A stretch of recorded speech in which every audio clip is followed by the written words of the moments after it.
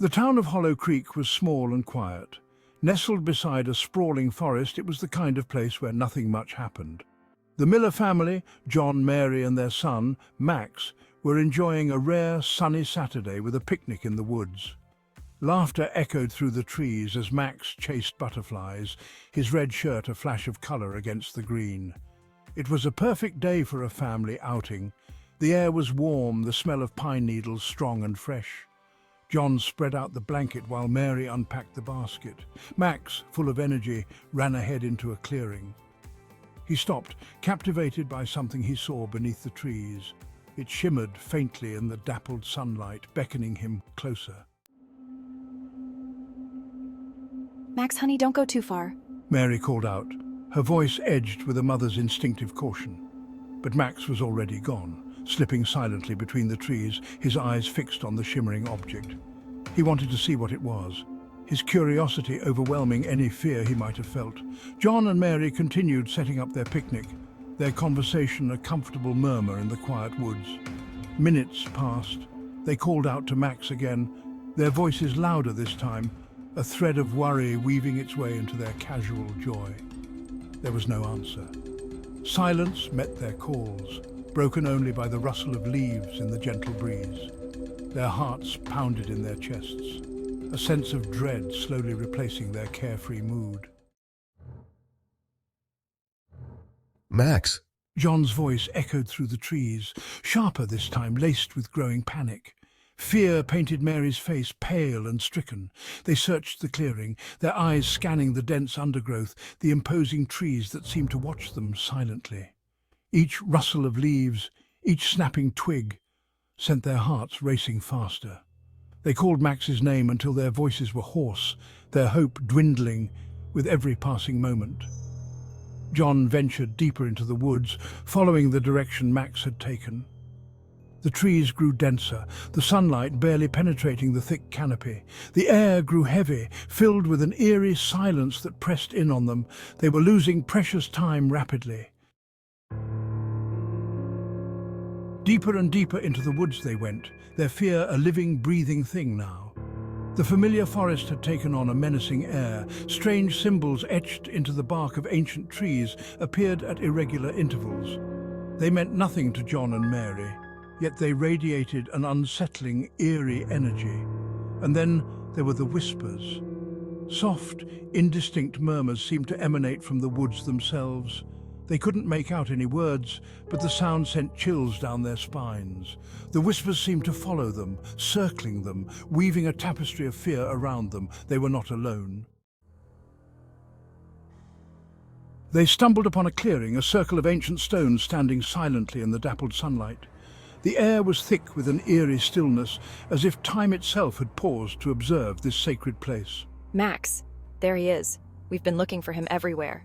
In the center, his back to them, stood Max. He seemed oblivious to their presence, lost in his own world. He was motionless, his body oddly stiff, as if frozen in time. Max, can you hear us? Please say something. He seemed to be in a trance, his gaze fixed on something in front of him that John and Mary couldn't see. It was as if he was under a spell, drawn to an unseen force. As they rushed towards him, a wave of cold air washed over them, chilling them to the bone. The whispers grew louder, swirling around them like a malevolent wind. The voices seemed to come from all directions, filling the air with a sense of dread. What is happening? This doesn't make any sense. Stay close, Mary. We need to stay together. And then they saw them.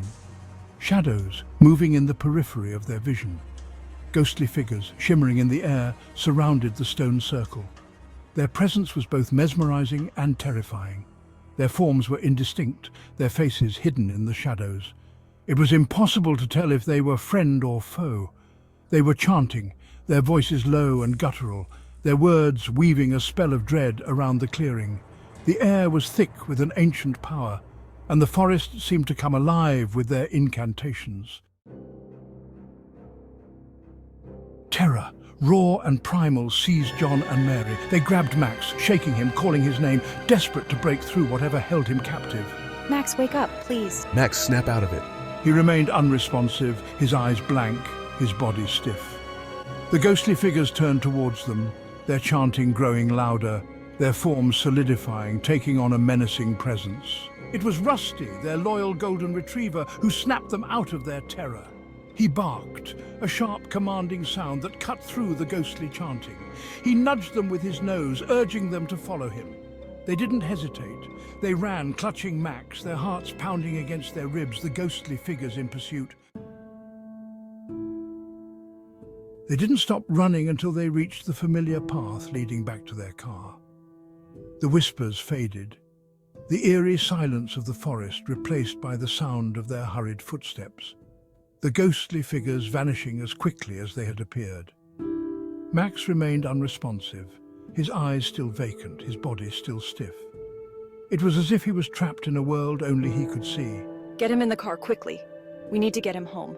They bundled him into the car, their hands shaking, their hearts pounding with fear and desperation, their breaths coming in ragged gasps, the weight of the unknown pressing heavily on their minds. Back home in the familiar surroundings of their living room, the tension began to ease, but the worry remained. They finally managed to wake Max, his eyes slowly focusing on the familiar faces around him. Oh, thank God. Max, are you okay? S1. Media. Concerned mother talking to son. Boy looking at worried mother. Mom? Dad? What happened? Why is everyone so worried? I don't remember anything. It's all a blur. Just playing in the woods with Rusty. That's all I can recall. It's okay, buddy. You're home now. We're all here for you. He blinked, confused, his memory blank, trying to piece together the fragments of what had happened. He remembered nothing of the shimmering light, the stone circle, the ghostly figures. It was as if those moments had been erased from his mind. He only remembered playing in the woods with Rusty, the carefree moments before everything changed. The events of the day hung over them like a shroud, casting a long shadow that seemed impossible to escape. They tried to rationalize it, to explain it away as a shared hallucination, a trick of the light, or perhaps just their minds playing tricks on them. But deep down, a seed of unease remained, growing with each passing moment. They couldn't shake off the feeling that something was amiss, something they couldn't quite grasp, something lurking just beyond their understanding. We must have imagined it, right? It couldn't have been real. As John tucked Max into bed that night, a glint of something shiny caught his eye, reflecting the dim light of the room. It was a small stone, clutched tightly in Max's hand, as if it held some great significance. What's this? Where did you find it? As he pried it loose, he noticed a familiar symbol etched into its surface. One he had seen before but couldn't place. It glowed faintly for a second, then faded away, leaving behind an eerie sense of foreboding. Mary, look at this. Do you recognize it? Outside, the wind whispered through the trees, carrying the echo of something ancient and unknown, a sound that sent chills down their spines. The woods held their secrets close, shrouded in mystery and darkness, waiting to be uncovered.